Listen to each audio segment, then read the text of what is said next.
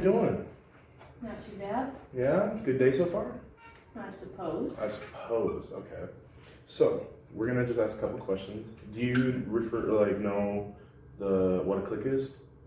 I do. Yeah? Yeah? Mm-hmm. Do you remember any experiences in high school that you may refer to as cliques? And in high school, I was a bit of a floater, basketball, tennis, cheerleading. I did art, so really I was in everything. Okay. So I just tried to do whatever I could to avoid drama. Now, when you say avoid drama, what do you mean by that? I mean, only hanging out with like my true friends and not like the fake girls. Oh, okay. Mm-hmm. Like the toxic ones, The you toxic know? ones. Yeah, Mm-hmm. we can't have that now. No. Well, I know this is a very short interview, and for our professional development video, we are going to be going over these standards regarding bullying. IAC Standard Part C, MCE Principle 3 Part B, Part 3, INTES Standard Learning Development Number 1, and then also Iowa Teaching Standards Standard 6.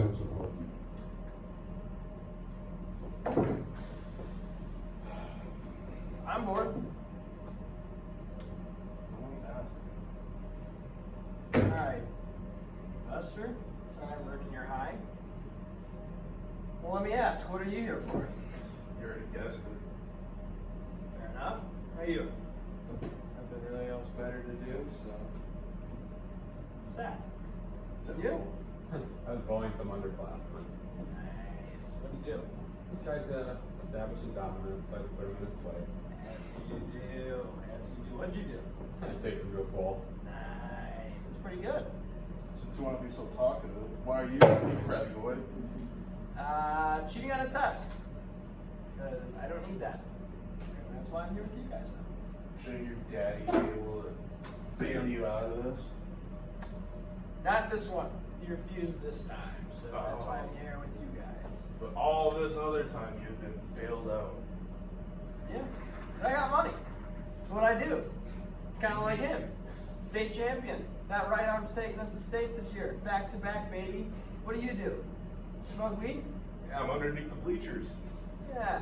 Nice. Gotta. Yeah. Gotta have fun in your own ways. Yeah. Yeah? That big Friday night for you, huh? Friday night, Saturday night, Sunday. Don't matter. Well, If that's the case, then that's really why you have a problem with me being talkative. Should be chilled with it, right?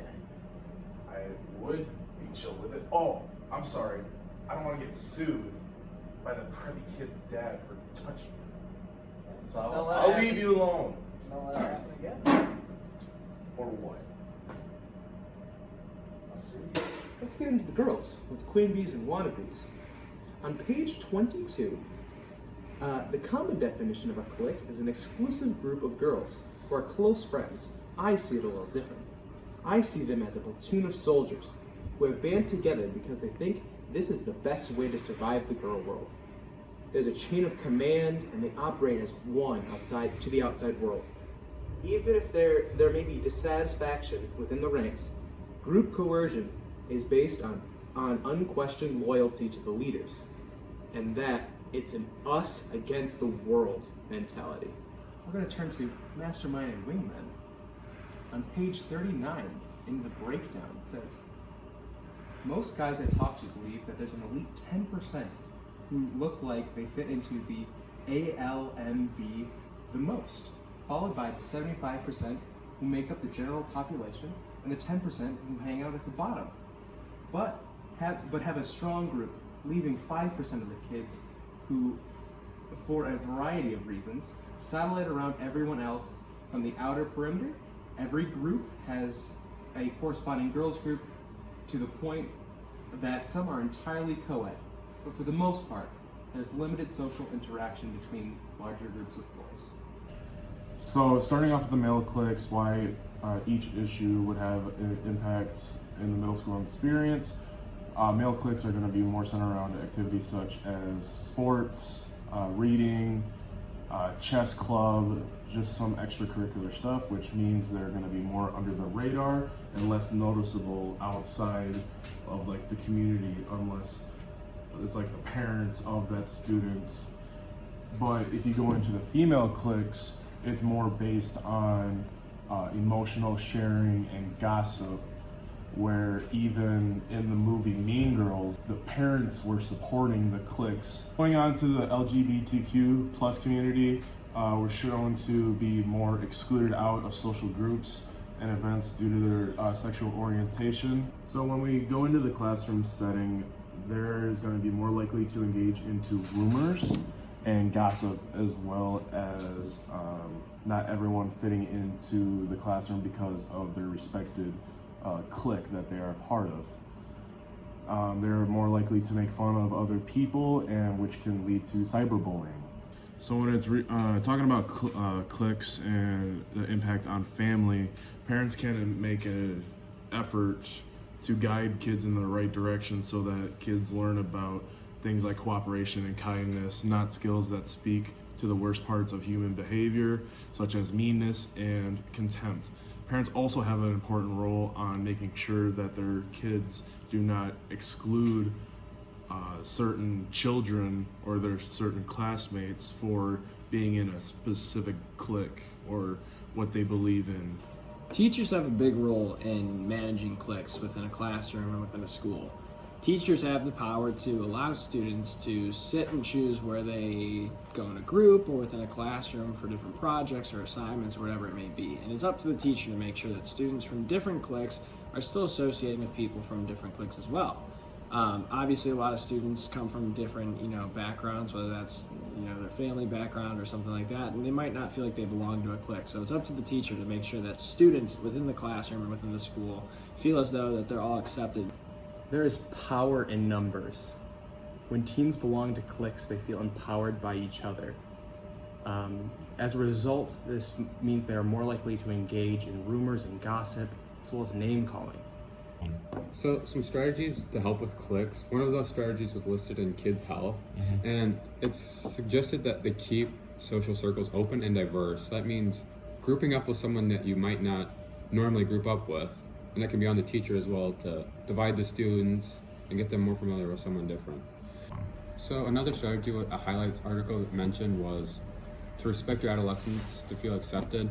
Now, remember, it's a natural, developmentally appropriate for kids to want to be a part of a group. And according to our textbook, cliques and crowds aren't always bad things. So what we need to be aware of is, first off, what's the difference? Cliques are groups of about 5 to 8 students that share similar family values, attitudes, and backgrounds. Whereas crowds are much larger groups, usually made up of several cliques, in which case it could be like, the jocks, the populars, they all hang out together and make a crowd versus just an individual clique. So these things we often kind of think in our head are bad things, and that's not always the case, because cliques can be a good way for kids of that age to find a group that shares a very similar interest or feeling or background or whatever it is, and gives them a sense of belonging. And that's a good thing. That's what we should encourage students to find. However, the problem with that, and what we need to be careful with, is the fact that cliques and crowds can easily become toxic relationships. And that's where, as teachers, we need to realize that, first off, it's not a bad thing that kids are in cliques and crowds, but we need to be aware of how are the students using them. The weed's a bit obsessive. Yeah, a little bit. Like, dude, come on. Like, it's high school. It's not that deep. It's ridiculous. And you read. No wonder why you got caught. Come on. I don't know. That kid's just being, kind of a tweak about things. I don't get it. Just gotta chill out. I think somebody had weed be chill. What were you doing? Oh, God. We know what you were doing. Oh, yeah? Yeah. What was I doing exactly? It's like from over here, dude. Yeah? Yeah? What's that about, man? Don't worry about it. Don't worry about it. Just gotta let it out, Crappy boy. High school. It's not that deep, man. You have no idea, man. Your father can bail you out of anything. Yeah, you've been real vocal about my dad today, haven't you, bud? I What's have. that about? Or are you just doing this all for attention? Oh, no. You want me to act out how my parents act to me? Yeah. All right, right here. This is my mom. This is my dad, all right? And then you'll act as me, okay? You know what, son? You have been a worthless son of mine, and I wish you were never born. Shut up! Don't talk to him like that. Shut up! I'm abused every day. Scar right there, scar right there. Every day. Y'all don't understand.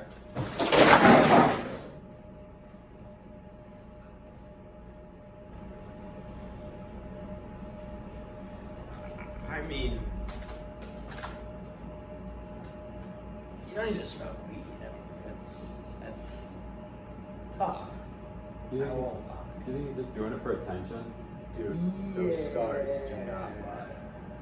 I mean, it's definitely messed up. Definitely not a good situation.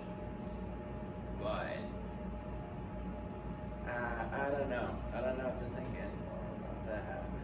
Scars don't lie. Yeah.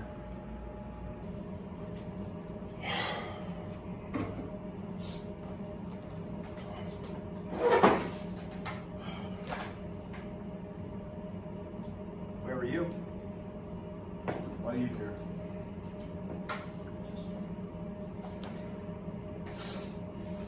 Wasn't cool with me. I'm sorry, man. Well, I hear it all the time, man. I don't take that shit personally anymore. It is what it is. It's the cards I dealt with. I got dealt. I got to deal with it. So, well, I'm gonna go mess around. There's got to be something in this library to do. So, you guys want to join? Be my guest. Got the chance to live before you die.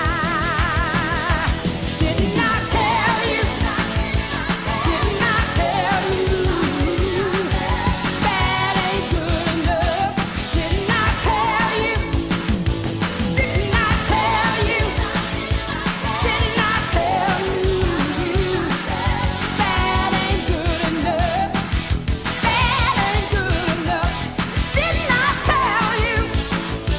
Didn't I tell you? Over and covers the standards of the IAC Standard 6 Part E, the MCEE Principle 1 Part B, Part 3, in-task Instructional Strategy Standard, and the Iowa Teaching Standards. You know, thank you. Thank you.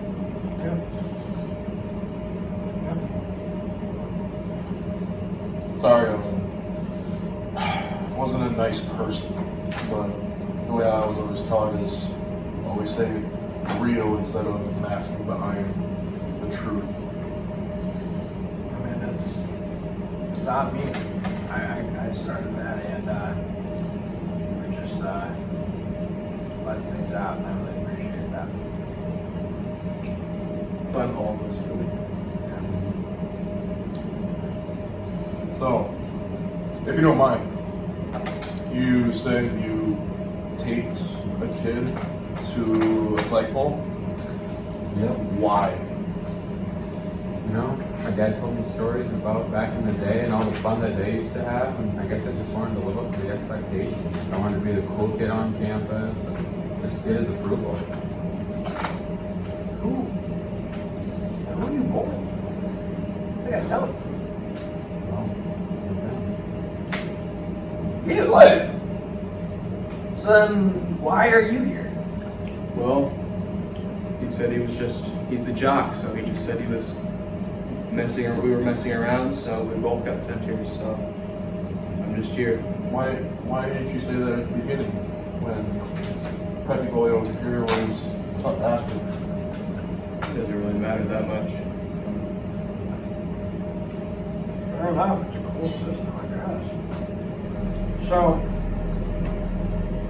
why don't you just, your dad's pressure, why don't you just, I mean, you don't have to bully. I don't know. I guess I just wanted his approval, you know. In all honesty, I don't even like playing football. He makes me play. I don't even enjoy it that much. I just happen to be pretty good at it. Just quit. I can't, because then I can't get into college. It's my only way to get to college, is scholarship. That's why you keep coming to me for that shoulder. Yeah. In all honesty, yeah. What the? Ugh. Wow. Well, if we look at wingmen, masterminds, wingmen, and we go to page 193 from the scene that you just saw, I think that is a good example of malicious teasing. This so-called teasing is done to make targeted person feel inferior. Malicious teasing highlights the difference between target and everyone else. It's relentless, it's public. If there's any resistance, the malicious teaser either claims ignorance, refuses to take responsibility for what he is doing. For example, quote, "Dude, I'm just messing with you. What are you making such a big deal of this for? Don't be so," or make the complainer feel so stupid or weak that he ends up apologizing for speaking up. So, what is bullying? Bullying is unwanted, aggressive behavior among school-age children that involves real or perceived imbalance. Behavior is repeated or has the potential to be repeated over time. So, there's a couple different types of bullying. Verbal bullying is saying or writing mean things to other. It's like teasing or something like that. Social bullying refers to relational bullying, involves hurting someone's feelings. And there's also physical bullying, which would be like actually physically doing the bullying, which is like punching someone. And there's also cyberbullying, which we all know can occur over social media or anything online. When it comes to bullying behavior, males tend to choose more physical bullying, like more aggressive moods, rather than females. More research shows that males will bully both girls and boys. A greater deal of male bullying is influenced by the boy code. Males are conditioned by society to adopt a set of rules and behaviors that define what it means to be a boy. Females tend to bully other people indirectly or by using relational aggression. This type of bullying includes verbal assaults, ostracizing, spreading rumors, and gossiping. For the LGBTQ+ community, studies indicate that youth who identify as LGBTQ+ have increased risk for bullying.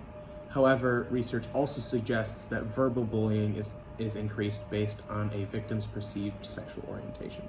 Bullying most often occurs within groups of peers. Isolation and peer dislike are the most strong predictors of bullying and victimization.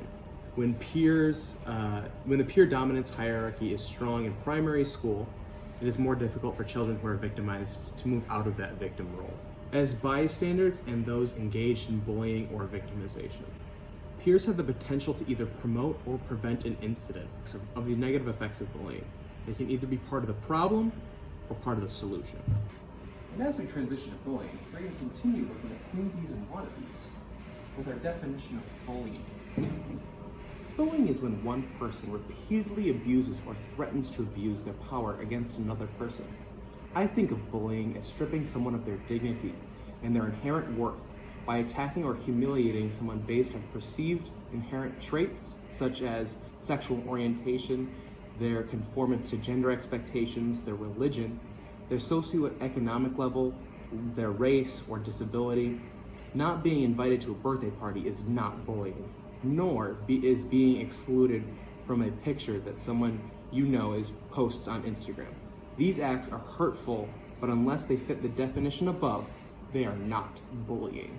When we're talking about issues and how it may impact the school and bullying, it's going to be the overlying effect of bullying in a school would be a power surge of one group overtaking another group, and they would essentially run the school. This would come down to division, fear, and then also a lack of attendance. When teachers are talking about bullying or happen to come across a bullying episode, they are often the first adults that students contact. Teachers could react in a number of ways after a bullying episode, including intervening, observing the situation, not intervening, ignoring and trivializing the bullying. They can monitor bullying incidents. They might intervene in support of the victim or the bully, or they can discuss the relevance of a positive class climate with the group. So according to Resilient Educator, it talks about the strategy of encouraging feedback. You can't do anything to address bullying if you're unaware that bullying is occurring. After you inform your students about what type of behavior isn't appropriate, encourage your students to come to you with issues that you may not be privy to seeing. Remember, one type of bullying is cyberbullying, and that does not always occur in the classroom. Written by educator Leah Davies, she talks about encouraging the child to develop a friendship with a new child or with one who has few friends. For the classroom aspect of bullying, in an attempt to look past the mere effects of bullying on the child's psychological well-being and development, new research has taken the looks on the effects of the child's academic achievement. According to a study funded by the National Institute of Health, children who are bullied have a lower academic achievement, a greater dislike for school, and less confidence in their academic abilities, said CNN. Families have a very interesting role within the bullying system. The problem is that families have very little or no control over the fact that their son or daughter might be bullied. And the problem with that is oftentimes they may hear things or they may have a slight idea, but they don't feel like they can actually do anything. Because ultimately, it's up to the choice of the student. Families often struggle with the bullying because a lot of times they don't know where to go, they don't know what to do. And a lot of times parents and siblings question their own choices. Was my parenting good? Was I a good older brother or older sister? And these are questions that, don't always have a perfect answer, but a lot of times come up with bullying.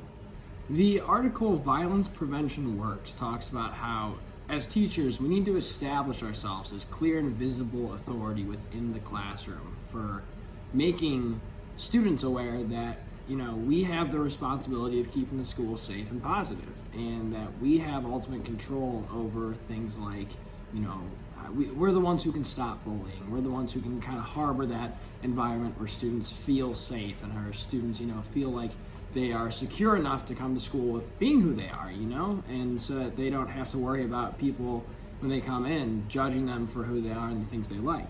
Now, going off that, a Stop Bullying article explains that we need to encourage students to do the things they love. And, part of harboring and creating that environment where students feel safe means that we need to encourage them to do what they love in order to put them in situations and with groups of people with similar interests where they can feel confident in expressing who they are. And our textbook mentions 2 ways that we can categorize bullying. So one being direct bullying, and this involves face-to-face confrontation. This may include verbal as well as physical acts of aggression. Along with direct bullying, there's also indirect bullying. And indirect bullying is things that, it's not direct, it's not verbal communication or physical acts of aggression, but these are things that, aren't always seen and that are hard to detect.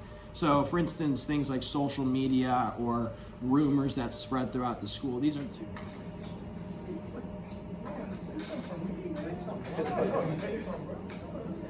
Yo, just stop. Just take some pizza. So we gonna be friends after this? You want the honest answer? Yeah, I think all of us do.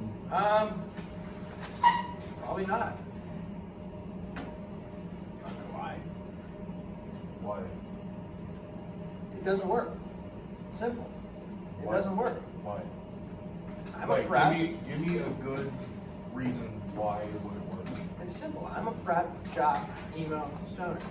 Do you think any of those things correlate?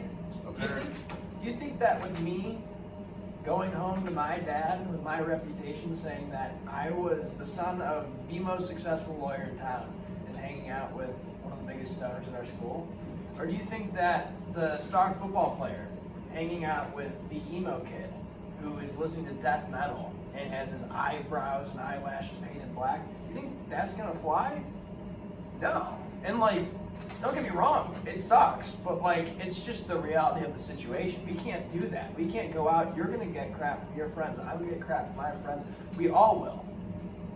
That's how it works. You'll get crap from your friends, right? Dude, I literally have no friends here.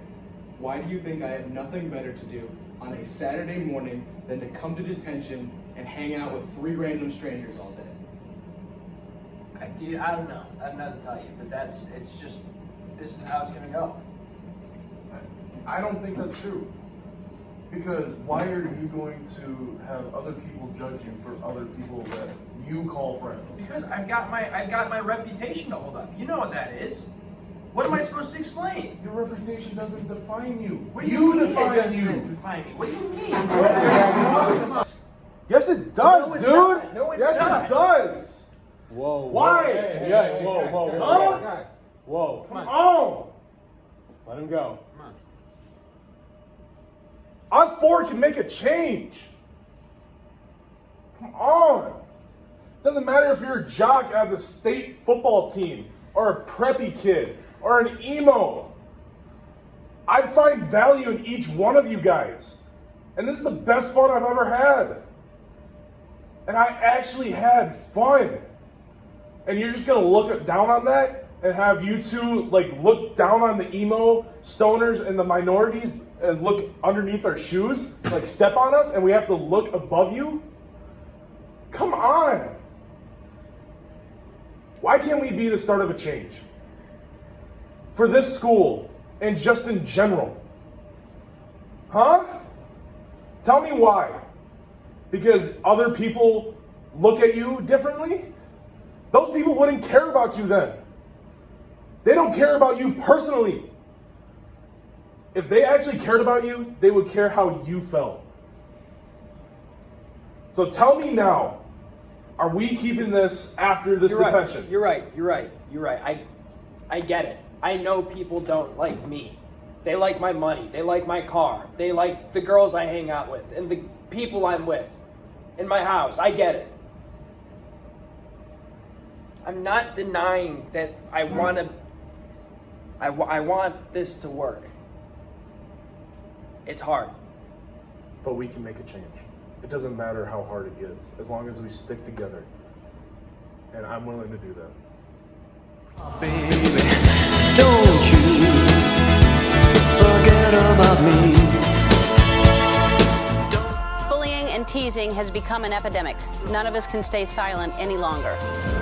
It's time to stop humiliating people because they're different. Bullying has to stop, and it has to start with you. Think about somebody beating up on you or bullying you for some choice that you've made in your life. We need to stop thinking it's okay to make someone feel bad about who they are. Teasing someone because they're different from you isn't funny. You may not think that what you say can have an effect on someone, but it does. If you're a bystander, make sure to step in and, help out. Be a hero. Stand up for someone who needs your help. Don't let bullying take another kid's life. If you see it, try to stop it, report it. If you're being teased and you feel alone, I want you to know you're not alone. If you need help, reach out. There are people out there ready to help.